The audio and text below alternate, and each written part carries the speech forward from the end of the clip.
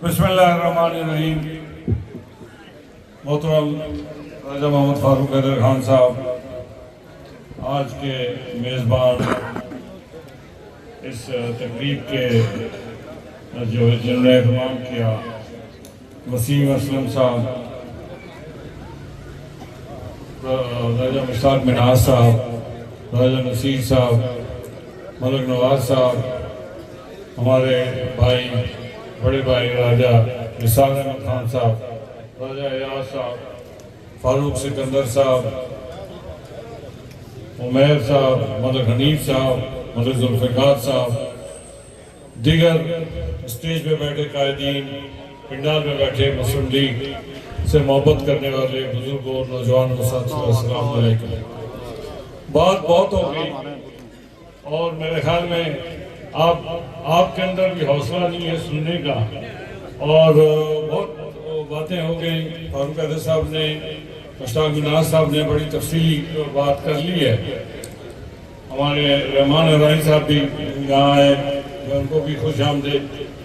मैं सबसे पहले तो आज इस तकरीब का एहतमाम, ईद मिलन पार्टी का एहतमाम करने पर वसीम साहब का, राजा वसीम साहब का शुक्रिया अदा करता हूँ, और अल्लाह ताला उनको तौफीक दे के ऐसी तकरीब का एहतमाम करते रहें। और हमें मलिक नवाज साहब ने कहा कि और हल्कों में भी करते रहें, हम उनको वहाँ भी वेलकम करेंगे। यहाँ दो तीन बातें हुई, बात लंबी नहीं करूँगा। यहाँ एक करारदाद पास हुई अभी गजा के हवाले से, आपने भी तारीख की और मैंने भी तारीख की, लेकिन ये बात मुझे बताएं, राजा फारूक हैदर साहब कह रहे थे नजरियाती बात। आज आजाद खित्ते में जो नजरियाती तकरीबकारी की बात की जाती है, जब कहा जाता है कि हम खुद ही सब कुछ हैं, पाकिस्तान से रिश्ता तोड़ने की बात की जाती है, पाकिस्तान के मुसल्लह अफवाज के खिलाफ बात की जाती है, तो फारूक हैदर साहब ने ठीक कहा, हिंदुस्तानी फौज को कौन रोकेगा? गजा की मिसाल क्या हमें हमारे सबक के लिए काफी नहीं है? मकबूजा कश्मीर में होने वाले मजालिम क्या हमारे सबक के लिए काफी नहीं है? मैं आपको एक वाकया बताता हूँ, तसलसल के साथ ये हो रहा है।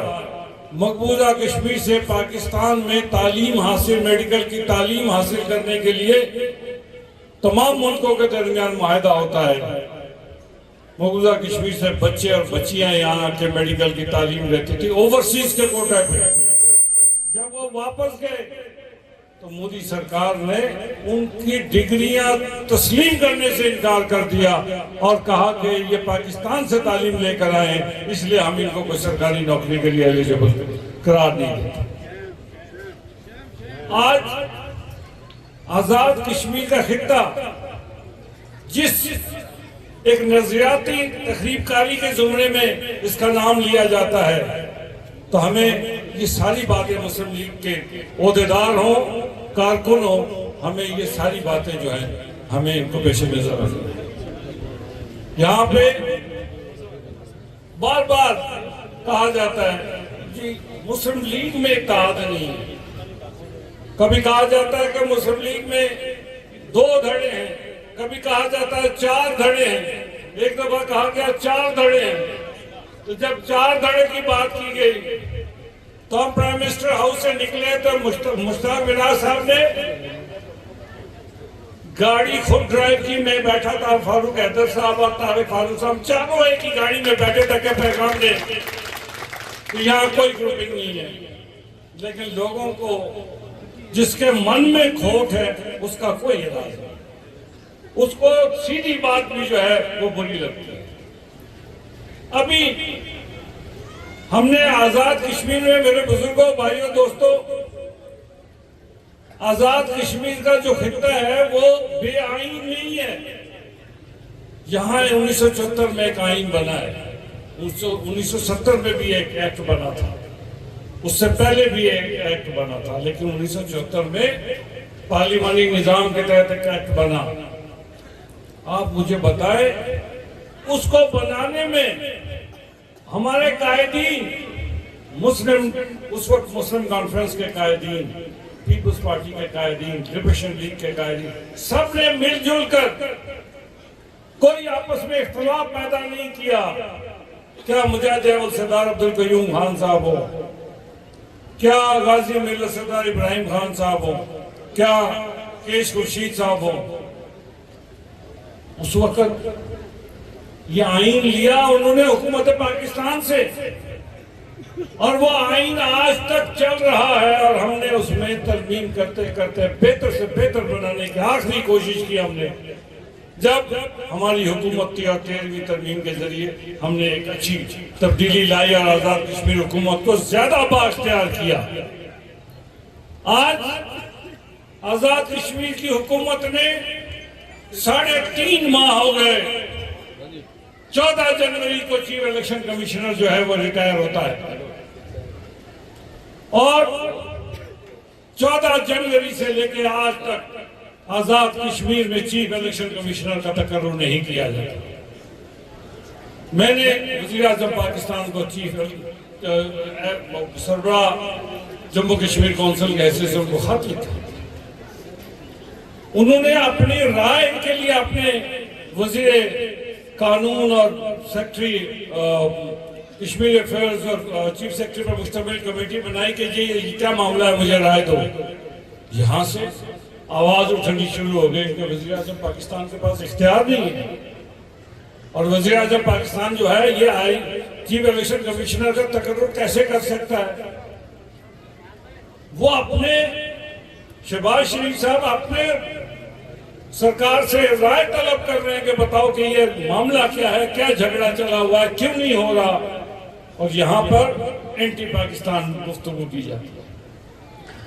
उसके जवाब में मैंने और राजा मोहम्मद फारूक हैदर खान साहब ने मुजफ्फराबाद में एक प्रेस कॉन्फ्रेंस, उसके बाद बाकी साथियों ने भी प्रेस कॉन्फ्रेंस की, बाकी अजला से भी हुई, लेकिन फारूक सिकंदर साहब कोटली से कोई तारीख नहीं आई। एक कल शायद इन्होंने मलिक जुल्फिकार साहब ने कि वो भी उन्होंने 56 की बात कर दी, दफा 56 के मुताबिक ये जरा थोड़ा सा आगे निकल गए। हम आइन के अंदर रहते हुए बात करें, लेकिन या आइन के तहत ही बनी, आइन के तहत बनने वाले हम इस हुकूमत को तस्लीम इसलिए हमारे लिए मसला है कि इस हुकूमत में पहले इसने कहा, इस वजीर आजम ने, कि ये 3 सियासी जमातों की हुकूमत होगी, बाद में कहता है ये MLA की हुकूमत है। हम आजाद कश्मीर को मैं कहना चाहता हूँ, उस दिन भी हमने कहा था और आज भी कहता हूँ कि आजाद कश्मीर के खित्ते को खित्ते पे आइन नहीं होने देंगे, हम इसको गिलगित बल्तिस्तान की तरह नहीं होने देंगे।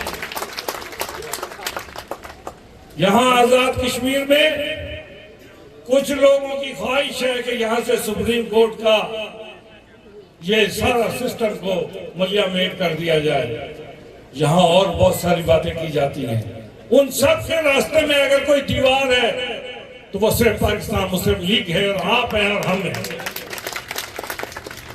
हम जब पीपुल्स पार्टी के साथियों को कहते हैं कि आइन का मामला है, उनमें इतनी जुर्रत नहीं होती कि वो अपने जरदारी साहब को खत लिखे कि जी आप आइन के खिलाफ, और जरदारी साहब सदर पाकिस्तान है, उसको भी खत लिखने के लिए पीपुल्स पार्टी तैयार नहीं है। आइन की बहाली की क्या बात करेंगे, आइन के बचाव की क्या बात करेंगे। और यहाँ बाकी जो लोटा पार्टी है उसके बारे में कुछ नहीं। लोटों का जो अशर पाकिस्तान में हुआ, आइंदा इंतखाबात में इंशाअल्लाह लोटों का अशर यहाँ पे भी वही होगा। मैं आपसे एक बात, आखिरी बात कह के इजाजत लेना चाहता हूँ। यहाँ किसी साथी ने, किसी नौजवान ने कहा, कोई नाम लिए शायद कि जी ये नौजवान थे, ये नौजवान थे, ये नौजवान, वो सारे हमारे यूथ विंग के अहदेदार हैं।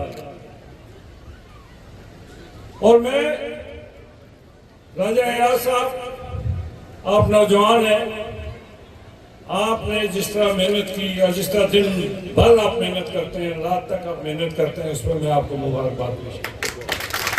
आपको